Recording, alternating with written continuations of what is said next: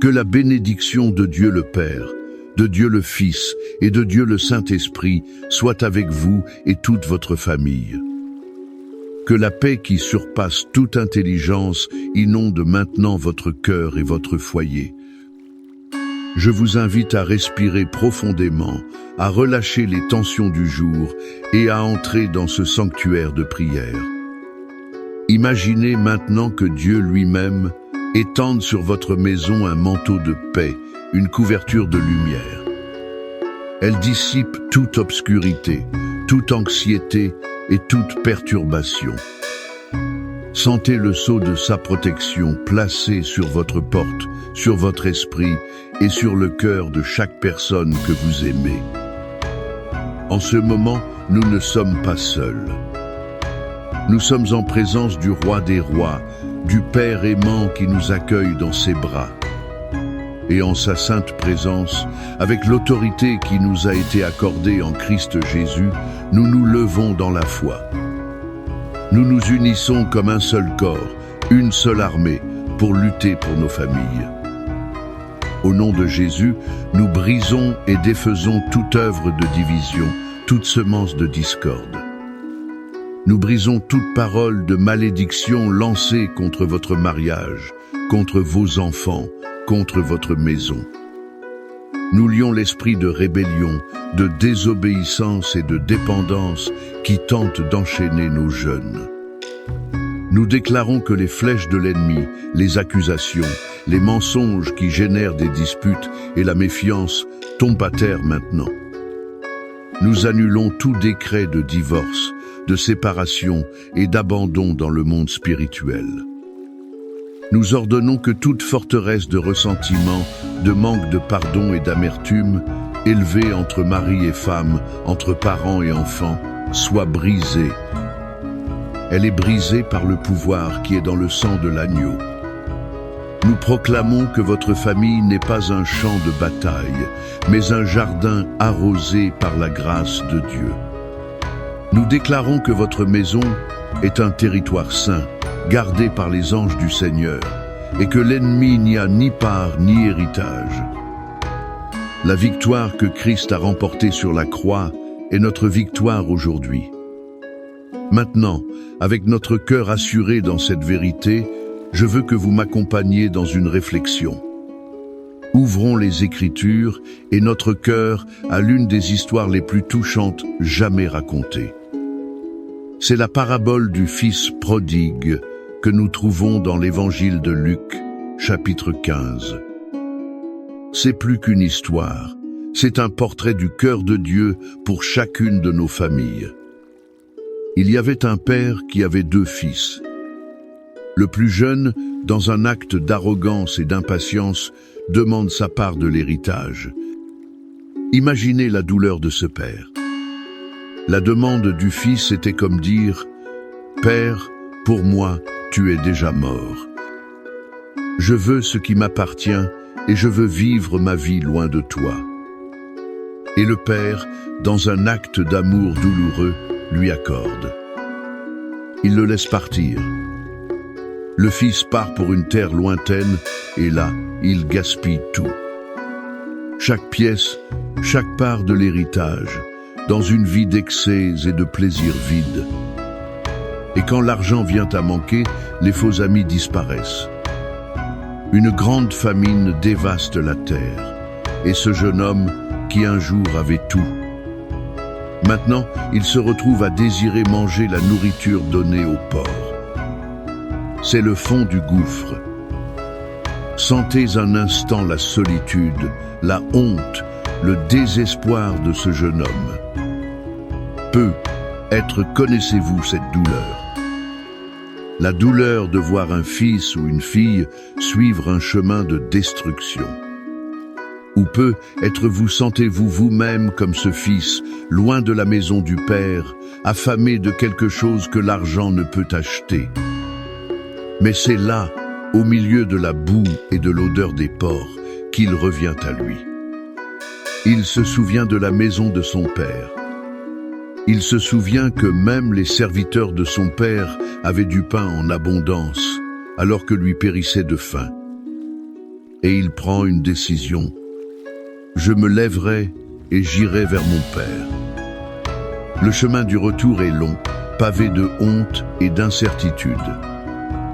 Il répète son discours. « Père, j'ai péché contre le ciel et devant toi, je ne suis plus digne d'être appelé ton fils. Fais de moi l'un de tes serviteurs. » Il n'attendait pas de restauration, seulement une miette de miséricorde. Mais la Bible dit quelque chose de puissant, et comme il était encore loin, son père le vit et fut ému de compassion. Il courut, se jeta à son cou et l'embrassa. Le père attendait. Tous les jours, il regardait la route, le cœur serré de nostalgie. Il espérait voir la silhouette familière de son fils à l'horizon. Il n'attendit pas que le fils arrive et s'explique.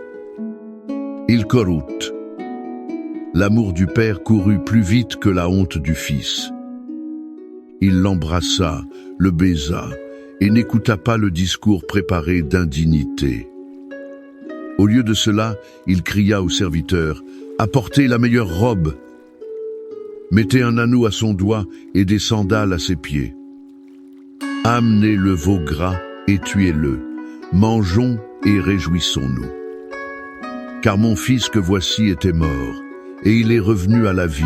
Il était perdu et il a été retrouvé. » Et la fête commença. De cette histoire, nous tirons des leçons qui sont un baume pour nos familles aujourd'hui. La première est que l'amour de Dieu, le Père, n'abandonne jamais. Il est le Père qui attend sur le balcon. Même quand nos enfants nous déçoivent, même quand un conjoint commet une grave erreur. L'amour du Père Céleste reste les bras ouverts, attendant, veillant, prêt à courir à notre rencontre. Son amour ne se base pas sur notre performance, mais sur sa nature immuable.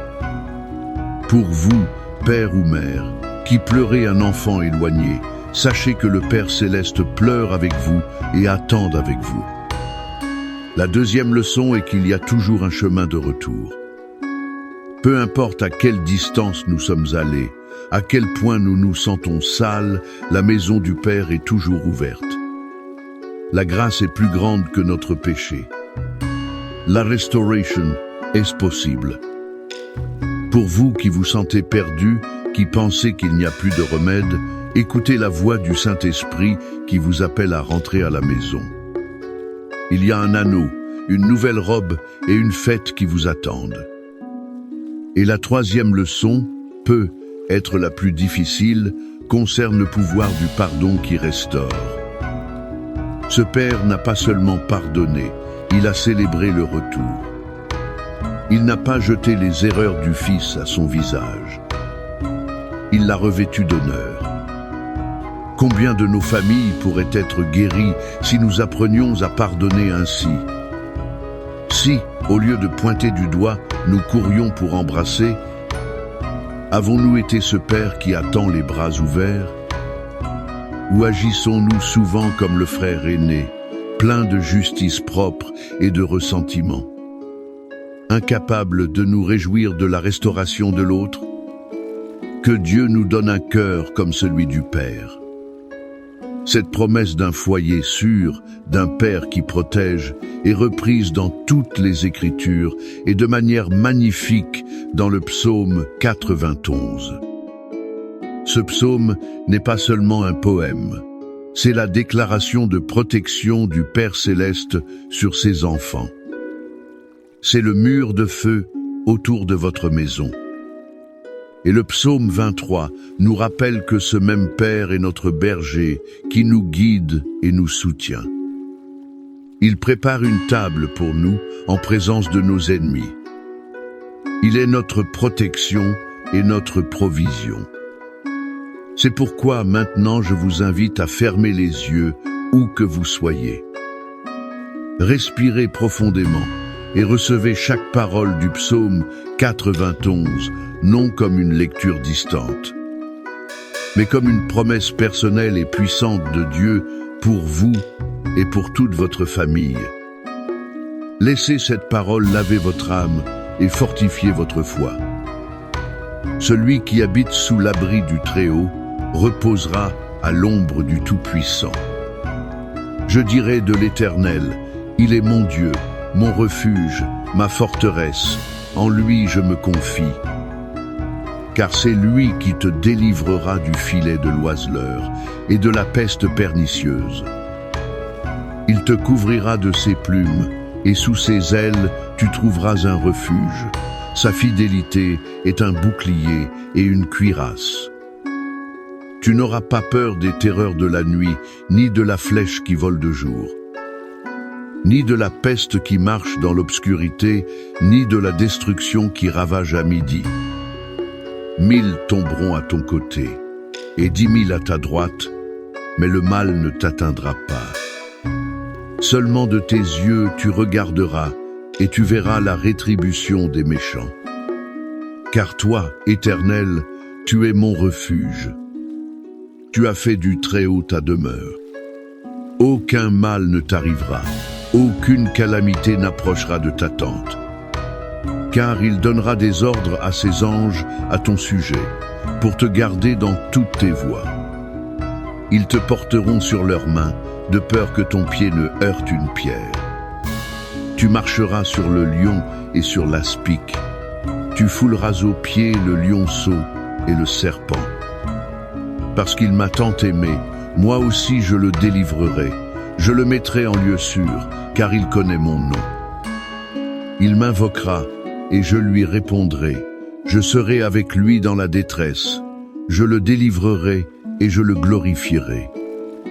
Je le rassasierai de longs jours, et je lui montrerai mon salut.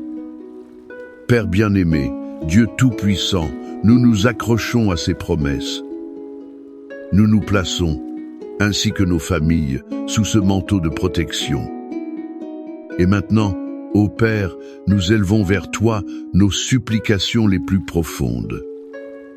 Nous prions pour chaque fils et fille qui, comme le prodigue, s'est éloigné de la maison et de tes voies. Père, où qu'il soit, nous te demandons que ton Saint-Esprit les atteigne. Qu'ils reviennent à eux, qu'ils ressentent le mal du pays. Que ta grâce les convainque de péché et les attire de nouveau dans ton étreinte. Prépare le chemin du retour, Seigneur. Nous crions pour les mariages qui affrontent des tempêtes. Là où il y a des paroles dures, qu'il y ait le baume du pardon. Là où il y a de la froideur, que le feu du premier amour soit rallumé. Là où il y a trahison et douleur, répands ton huile de guérison et restaure la confiance. Unifie, Seigneur, ce que l'ennemi a tenté de séparer. Nous prions pour la réconciliation au sein des familles. Guéris la relation entre parents et enfants, usée par l'incompréhension. Restaure les liens entre frères et sœurs, rompus par l'orgueil et l'envie. Que ta paix, qui est l'arbitre dans nos cœurs, règne dans nos foyers. Conformément à la promesse du psaume 23, nous déclarons que tu es notre berger et que rien ne nous manquera. Pourvois à nos besoins financiers, ouvre les portes de la provision, multiplie le pain sur nos tables. Que ta prospérité, qui enrichit et n'ajoute pas de douleur, soit une réalité dans nos vies. Et enfin, Seigneur, nous prions pour la guérison. Guérison pour les corps malades, pour les esprits anxieux, pour les émotions blessées. Touche chaque membre de nos familles, de la tête aux pieds, avec ton pouvoir restaurateur. Que toute maladie physique et toute oppression spirituelle partent maintenant au nom de Jésus. Père, je te présente chaque personne qui prie avec moi maintenant. Je te présente chaque famille représentée ici. Je te demande, Seigneur, de lire les désirs silencieux de chaque cœur. Si vous croyez au pouvoir de cette prière, je vous invite à interagir. Écrivez dans les commentaires le nom de votre famille ou déclarez simplement « Je reçois cette bénédiction pour ma maison. Créons une chaîne de foi et croyons ensemble au miracle. Que l'Éternel vous bénisse et vous garde. Que l'Éternel fasse luire sa face sur vous et ait compassion de vous. Que l'Éternel tourne sa face vers vous et vous donne la paix.